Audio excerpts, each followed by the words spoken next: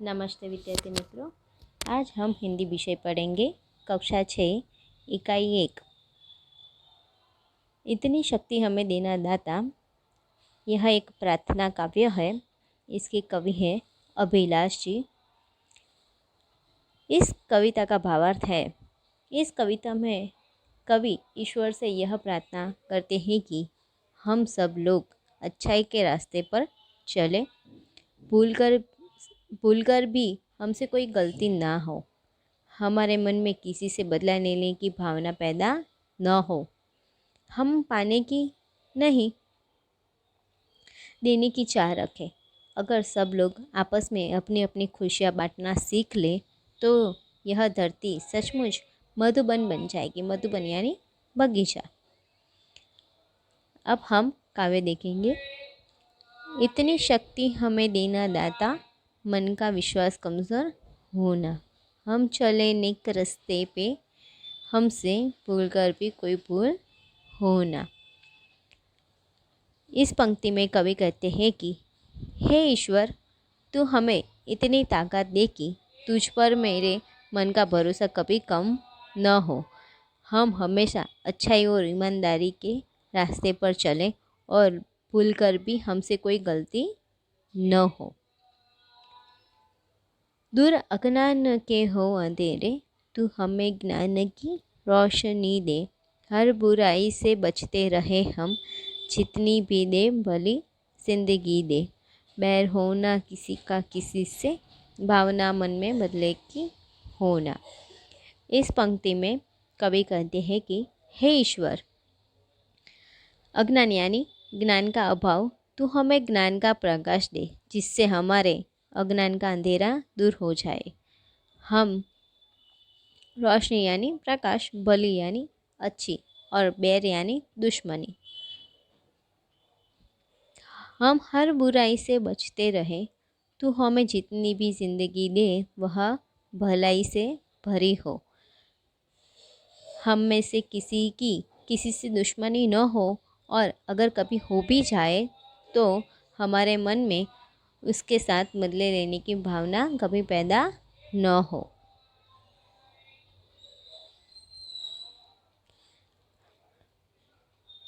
हम ना सोचे हमें क्या मिला है, हम ये सोचे किया क्या है अर्पण। अर्पण यानी समर्पित करना, दे देना। फूल खुशियों के बाटे सभी को, सबका जीवन भी बन जाए मधुबन। मधुबन यानी उपवन, बगीचा। इस पंक्ति में कवि कहते हैं कि हम यह कभी न सोचे कि हमें क्या मिला है, हम बस यही सोचे कि हमने दूसरों को क्या दिया है। हम अपनी खुशियों के फूल सब में बांटे और सबका जीवन मधुबन सा सुंदर बन जाए। हे ईश्वर, तू अपनी करुणा का जल बहाकर हम सबके मन का हर कोना पवित्र कर दे। हम अंधेरे में हैं, रोशनी दे, खो न दे खुद को ही दुश्मनी से, हम सजा पाए अपने किए की, मौत भी हो तो सहले खुशी से। इस पंक्ति में कवि कहते हैं कि हे ईश्वर, हम अज्ञान के अंधेरे में हैं, तू हमें ज्ञान की रोशनी दे, हम एक दूसरे से दुश्मनी कर अपने आप को मिटा न डाले। हे ईश्वर, अगर हम गलत काम करें तो हमें उसकी सज़ा मौत से भी मिले तो हम खुशी से उसे मंजूर कर ले। कल जो बुरी घटनाएं हुई हैं वे फिर न हो, आने वाला कल बीते हुए कल जैसा बुरा न हो। हर तरफ जुल्म है, बेबसी है, सहमा सहमा सा आदमी है, पाप का बोझ बढ़ता ही जाए, जाने कैसे ये धरती थमी है, बोझ ममता से तू ये उठा ले, तेरी रचना का ही अंत होना।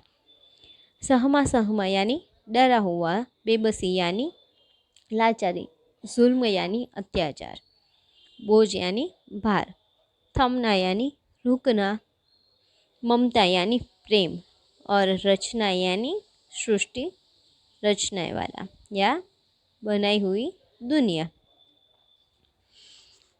इस पंक्ति में कवि कहते हैं कि आज हर तरफ अत्याचार हो रहे हैं, लोग उन्हें रोकने में असमर्थ है। हर आदमी डरा डरा सा दिखाई देता है। पाप का बोझ बढ़ता ही जा रहा है। पता नहीं धरती यह सब कैसे सहन कर रही है।